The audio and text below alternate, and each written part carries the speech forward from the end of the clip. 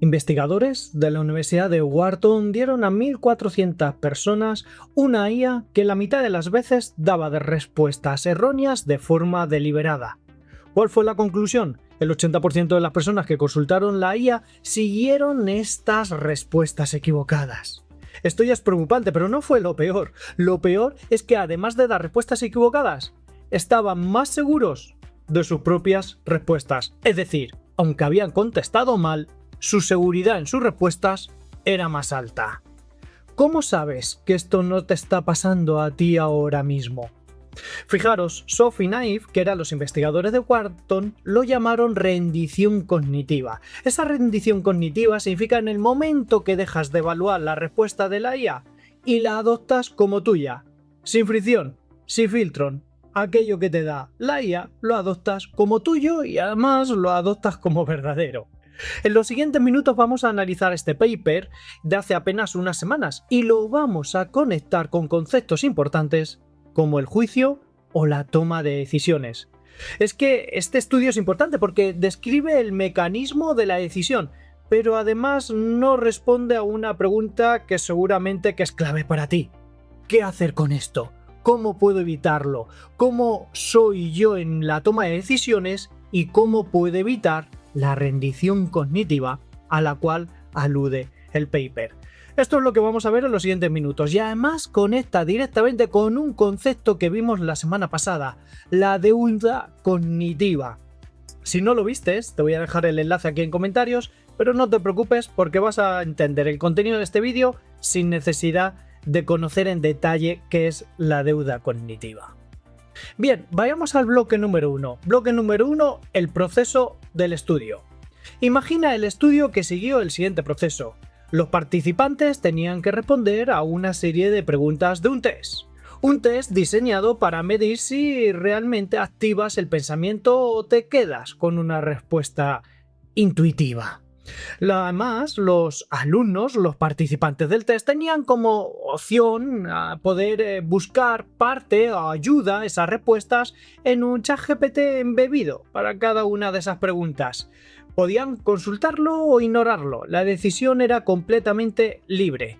Lo que ocurre es que ellos, sin saberlo, lo que no conocían era que este ChatGPT programado estaba desarrollado de tal forma que en la mitad de los casos les daba una orientación incorrecta de forma deliberada.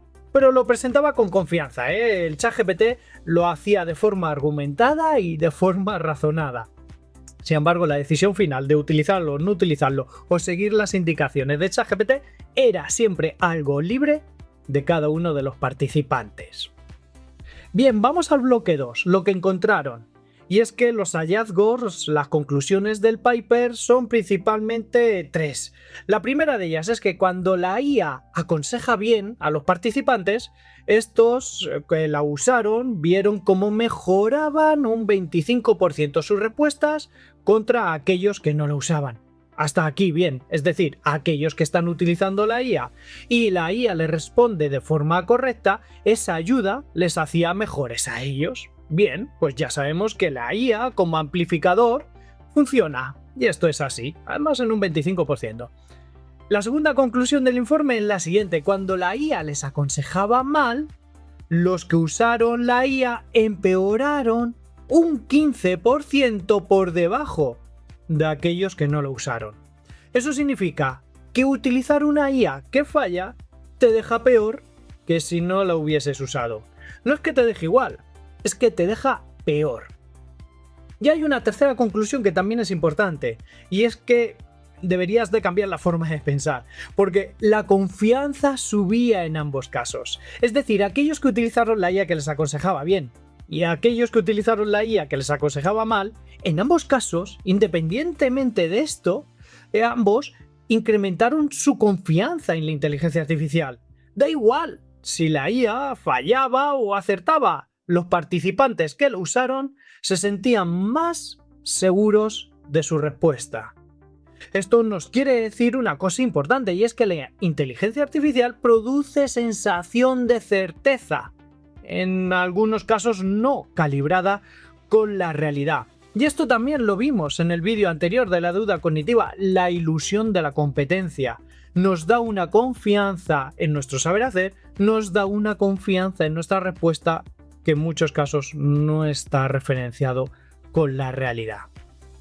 Y ahora viene también un dato importante que no lo menciona directamente el estudio, pero que te cuento, y es que aquellos participantes que eran más vulnerables a la rendición cognitiva, es decir, a aceptar lo que nos da la IA como si fuera bueno y como si fuera propio, bueno, pues los más vulnerables son los que tienen mayor confianza en la tecnología, en la inteligencia artificial y menor hábito de pensamiento profundo, de pensamiento deliberado. Por lo tanto, no es una cuestión de inteligencia las personas el equivocarse o no, el dejarse guiar o no por la IA. Es una cuestión de práctica.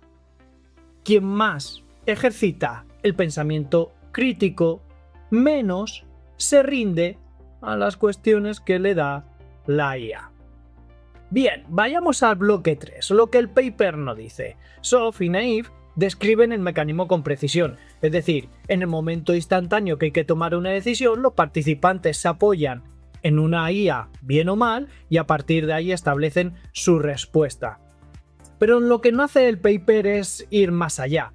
¿Qué pasa 6 meses después? Es decir, si nos ponemos en modo piloto automático, nos rendimos cognitivamente a la IA, es decir, vamos aceptando lo que ella nos dice, dentro de 6 meses, ¿qué va a pasar? Pues ese es el concepto que te contaba justamente en el vídeo anterior, el concepto de la deuda cognitiva. El problema no es un error puntual de una decisión determinada, dejarte guiar o no por la inteligencia artificial. El problema es el coste acumulado de haber dejado de ejercitar capacidades que tienes que desarrollar hoy y que te harán falta en el futuro. Hay capacidades donde el valor no es la respuesta de la salida, sino hay capacidades, hay decisiones donde el valor está justamente en el proceso de generación. Si la IA elimina ese proceso donde tú te desarrollas y adoptas la decisión de la IA como tuya, pues la capacidad no se desarrolla. Te cuento algunos ejemplos. Por ejemplo, el pensamiento profundo. El pensamiento profundo ante una decisión se desarrolla en el propio camino. Es ahí donde ejercitas tu habilidad, es ahí donde lo estás entrenando y es ahí donde estás siendo mejor.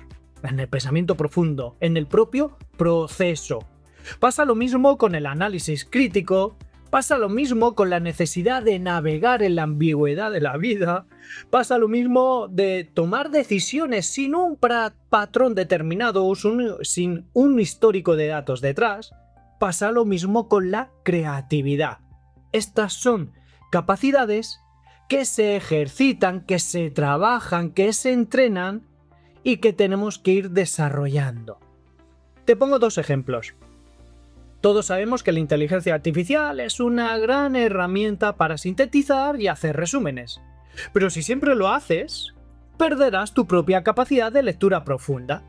Si siempre haces síntesis y resúmenes, perderás poco a poco la capacidad de concentración, la capacidad de poner el foco suficiente para hacer una lectura profunda y compleja de cualquier tema.